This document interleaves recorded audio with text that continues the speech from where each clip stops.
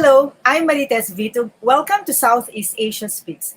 This is the show where I get to interview resource persons and newsmakers on issues affecting the region. I will be speaking with Walden Bello on President Duterte and the rise of fascism in the Philippines and elsewhere. Walden is an academic, a scholar, and an author of many books. He's also a former party list member of the Philippine Congress. Thank you so much, Walden, for agreeing to this interview, and welcome to Southeast Asia Speaks. Thank you for inviting me, Marites. Yes, actually, Walden, I remember, I think you must have been the first person to call Duterte a fascist as early as 2016. And then recently you wrote a piece again on the spread of fascism in the world, and you pointed to the Philippines as one of the examples. In what way is Duterte a fascist? Can you walk us a bit through this characterization of the president? Well, Marites, I remember I said that Duterte was a fascist in a few weeks after the elections of 2016. And the reason I said that was that he displayed the key characteristics of a fascist. And that is one, these people show a disdain or hatred for democratic principles and procedures. Two, they tolerate or promote violence. Three, they have a heated mass base that supports their anti-democratic thinking and behavior. Four, they scapegoat and support the persecution of certain social groups. And five, they are led by a charismatic individual who exhibits and normalizes all of what I've said. So I saw that in Duterte, in the run-up to the elections as well as shortly afterwards. And that's why I labeled him a fascist.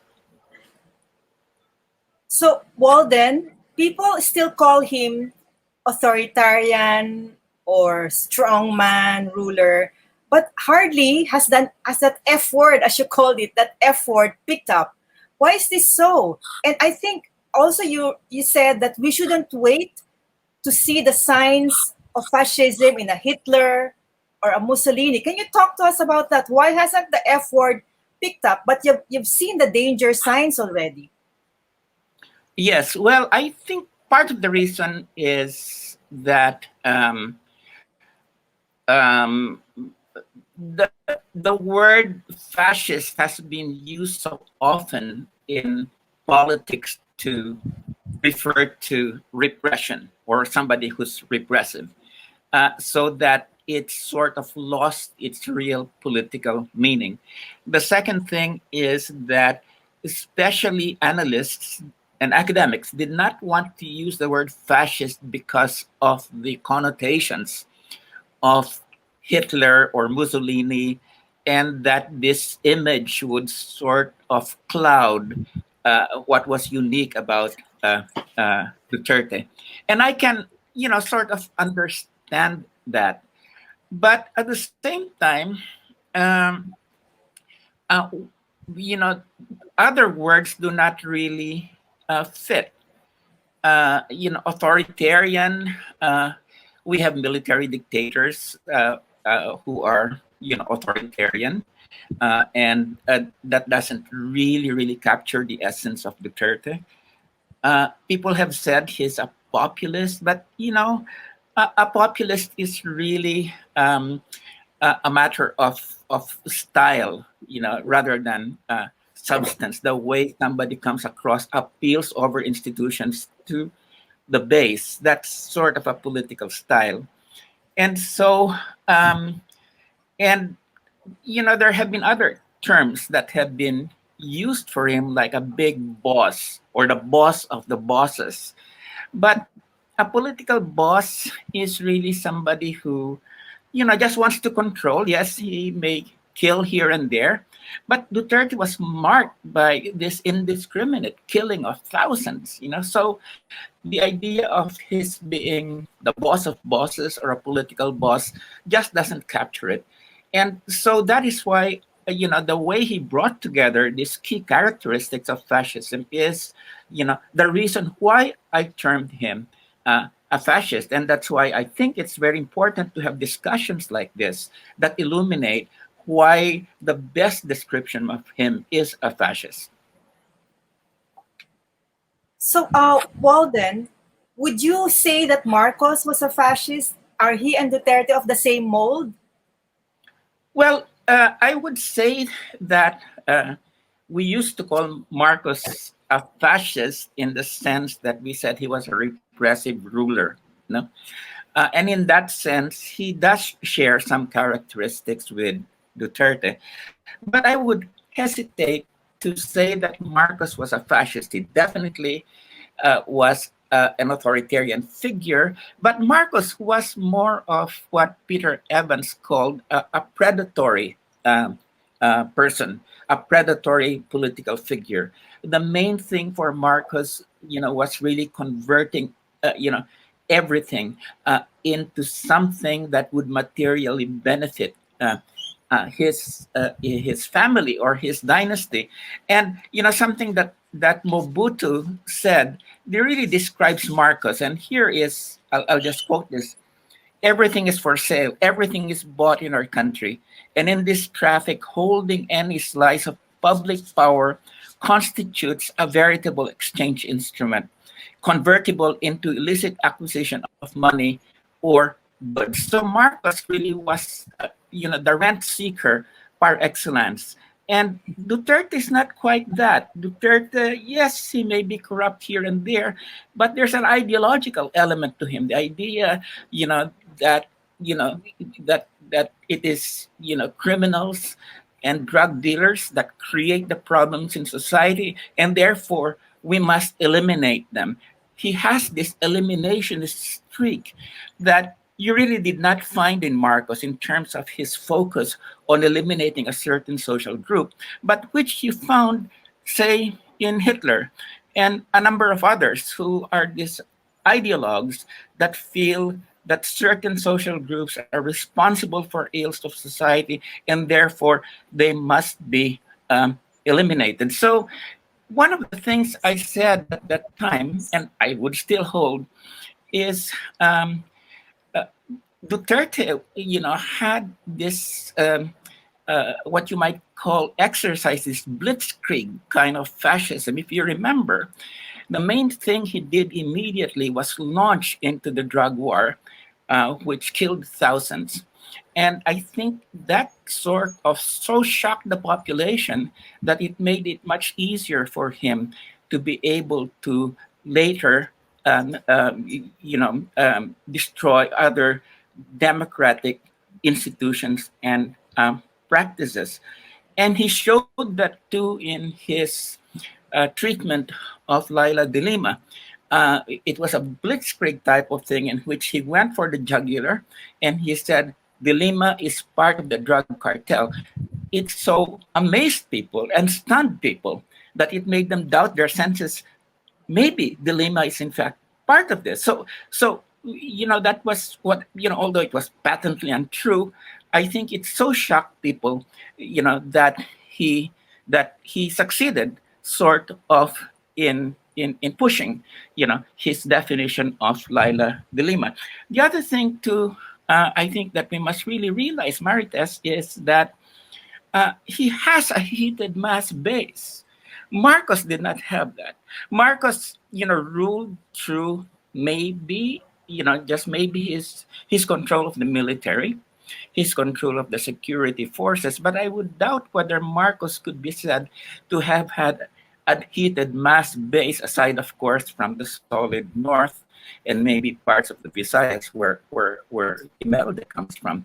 But, Duterte was the product of an electoral insurgency back in 2016, and I think it's this electoral democratic legitimacy that he has used in order to be able to push through his authoritarian agenda, much like other fascists who came to power to elections have done. And I think is a key characteristic by which Duterte has ruled, using that kind of democratic electoral legitimacy to push forward his authoritarian goals. And I think that really distinguishes Duterte from Marcos. That's very interesting, Walden. Actually, it's not really comparable to Hitler in the sense of eliminating a sector of society.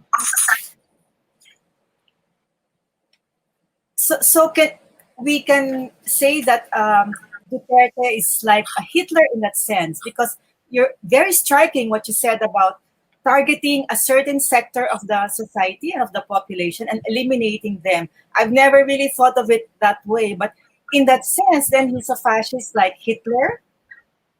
Yes, definitely. And I think, we're talking about in 3 years' time, eliminating about uh, uh, over 20,000 people, according to the more conservative estimates. And being, very determined to do that, and not, wanting any criticism of what he was doing.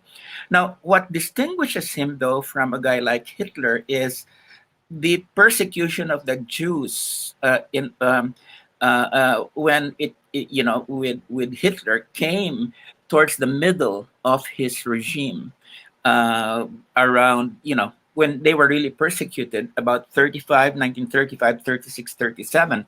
Now, what's interesting about Duterte, he starts with the elimination of a certain social group, drug users, or people he accused of being drug peddlers. So from the very beginning, the eliminationism, marks, Duterte as a regime. So, Walden, how about in the rest of Southeast Asia? Can we compare Duterte to Thailand and Myanmar's military rulers? Are they fascists as well? No, I would not call them fascist. I think in Myanmar, what you have is a classical military dictatorship. And what the military really wants to do, it has no social base at all. It is a corporate elite that just wants to preserve its traditional privileges, to the point, that you now have, a military that rules versus the whole of society. In the case of Thailand, the traditional, dominant social groups, like, the monarchy, for instance, and what is, and the parts of the upper class that have been identified with the monarchy and the aristocracy, basically rule through the military. And in fact, the military justifies its position and its rule at this point as, serving and protecting the monarchy. And so, that's, I would not say that they're fascist. They're authoritarian, definitely.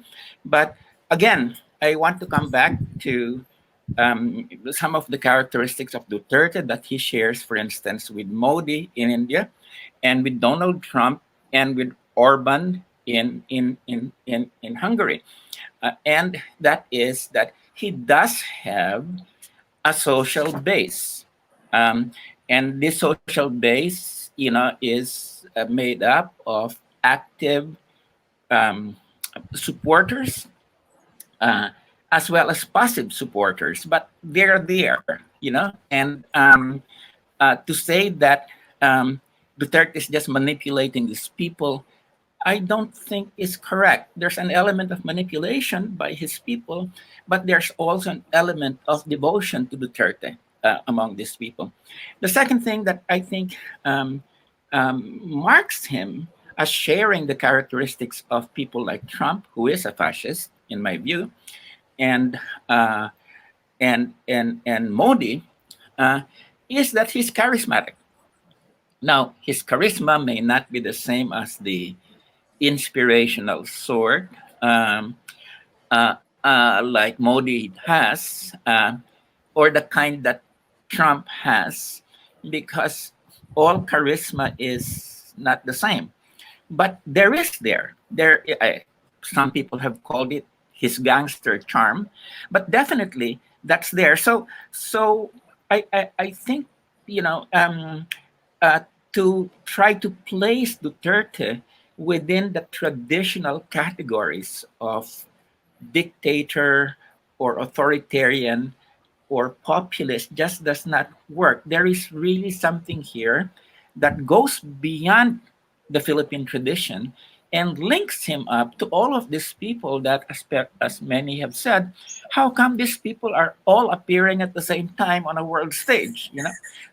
Surely there is something that connects these people. There are conditions for the emergence of these people. So rather than reach out back to the past and see Duterte as coming from a past tradition of authoritarianism, I would much rather assess him for what he is right now and look at him within the present context of the crisis of liberal democracies that helps explain him far more than trying to use traditional categories of an authoritarian figure on him. Would you include Brazil's Bolsonaro among the fascists apart from Trump, Hungary, Orban in Hungary, and Modi? Would you include Brazil's leader as well? Yes, definitely. Jair Bolsonaro is also that. You've got to remember, that again, Bolsonaro is somebody who comes in through democratic elections, but espousing, an adherence to, authoritarian rule. In fact, he says, that he really admires the dictatorship in Brazil. The other thing that Bolsonaro shares is he's got this solid block of about 30% of the people that support whatever he says, and thirdly, he has a kind of charisma, so that he's everything he says is, from a liberal point of view, politically incorrect, including the fact that he just does not pay attention to COVID-19 as a serious problem. In fact, he makes fun of people that says, like Trump, that COVID-19 is a problem, and yet that continues to secure his base. So there is a charismatic relationship to his base, just like Duterte has. And there's an element of irrationalism in his discourse, just like Trump and Duterte have. But, there is that element, that binding element between him and his base, that I don't think you have in the case of more traditional military dictators or more traditional dictators that really, did not have a base, but were just ruling from above, in ruling society from above. Speaking of the pandemic, Walden, has the pandemic hastened the spread or of fascism, or has it just intensified it? In Let me put it first this way. I think that uh, the response that Duterte had, which is to sort of a militaristic response to the pandemic, and the mess that Modi has made in India in terms of declaring victory over the pandemic, and then suddenly this big surge comes along that's killing so many people. I think to some extent that has weakened, the credibility of Duterte and Modi. their mismanagement of the pandemic. Now, this is very different, say, in Europe, where you have a situation where the far right has made use of the pandemic to say, okay, now we're going to close borders. To some extent, they have profited from this anti-migrant feeling by saying that now there is a reason for closing borders and keeping migrants out. And of course, we know that Trump's mismanagement of the pandemic was one of the reasons that he lost the elections. But again, I think we must not um, overemphasize the crisis of credibility of these people. If you remember, Trump had 11 million more votes in 2020 than in 2016, despite his mismanagement and everything else. The Republican Party as a whole, supports Trump despite everything, that he has done. Now, when it comes to Modi, I would say that his mismanagement of the pandemic, I think yes, it has harmed his credibility, but I would not overestimate the harm that has been done because the Hindu nationalists really worship the guy. Okay, and so I think he can possibly bounce back. And then when it comes to Duterte, I think yes, he has really mismanaged, and I think we should really stress that. But again, let us not underestimate the charismatic, irrational attachment to him. By the way, when we talk about charismatic leaders of the right, like Duterte and Trump and Modi and Urban, this is not charisma that is just personal characteristics. No? I think Max Weber, the sociologist, said that somebody is charismatic out of a social relationship between him and the people that he appeals to. That basically, charisma is a social relationship. People want to see in a guy like Modi or Duterte what they have been longing for, a father figure, a savior, or what. And so I think we must really um, not underestimate the politics of charisma here, because if we do, we won't understand why, despite everything wrong that Trump does, everything wrong that Modi does, everything wrong that Duterte does, he still has a base of support within the population. So, as irrationality is as much a feature of democratic politics as rationality. And I think so much of political analysis has put too much emphasis on the so-called rationality of the voter, the rationality of the citizen. I would contend, that irrationality is as much a feature of democratic politics as rationality, and this is, I where we let us not underestimate the dark side of democracy. One final question, Walden. It's very interesting. First, you mentioned earlier about the crisis of liberal democracy and this irrational political environment and this kind of special charisma with the base. 6 years next year of Duterte. He'll be on his sixth year and his final year in office.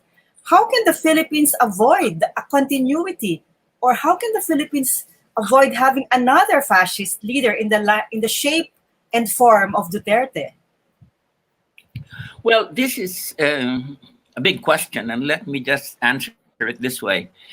Um, is is charisma transferable? Because what we're talking about is transferring that to the daughter, okay, to Sarah Duterte, and that's a big question whether in fact that's transferable. But certainly the base of Duterte uh, and I think we must realize that he does have a big base. That and then the people around him who have built up interests over the last 6 years would definitely want a continuous regime. Okay, whether that is carried forward by Sara Duterte or somebody else. And Duterte himself, will not disappear. I think he will continue to be there as a central figure if there is somebody elected that comes from his camp.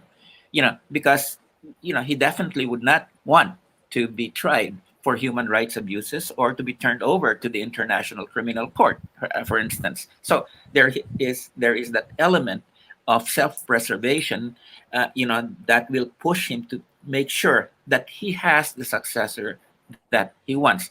Well, what should we do? Well, I think um, we need to take advantage of the two issues in which his credibility has been weakened. One is the mismanagement of COVID-19, and then the West Philippine Sea issue, because there he really, really has screwed up in terms of the national interests of the country. Uh, Second is, I really think that we must have a firm defense of due process and human and democratic rights. That upholding this, although it might not be a popular stance to take at this point, I think that's essential. That we have to hold the line on this. We cannot give this up. This is basic principles. Third is, I think it's important for all forces that are against Duterte to unite. Uh, so whether it's, you call it, you know, you know, uh, a unity around a program or a unity around a person, unity is very important. But fifth is very important, Emeritus, is we need to unite around a program too, not just a person. And that program has to go beyond just a defense of the old liberal democracy, where basically it was the rule or the competitive rule of the elites. We need to give people a vision, and a future of the future that they will be attracted to. And I think this, certainly must be a vision that places social equality, equity, income redistribution, everything that we have been fighting for as a progressive agenda, that has to be central now. Because if we don't offer a credible program, and people just see the opposition as going back to the old yellow democracy, to call it that, then I don't think it's going to win. So that's why my sense is that we really need an alternative vision and not just an alternative personality. And if we cannot get that, then I think that it's not going to be an election that will be favorable, for the opposition. Okay. Thank you so much, Walden. Wow, so much to think about, so much to digest, and so much work to do for the pro democracy and the progressive forces in the Philippines. And thank you for your time. And we will continue to watch and talk about these issues till elections in May 2022. Thank you for By the way, listening. Goodbye. yes. Okay. Thank you.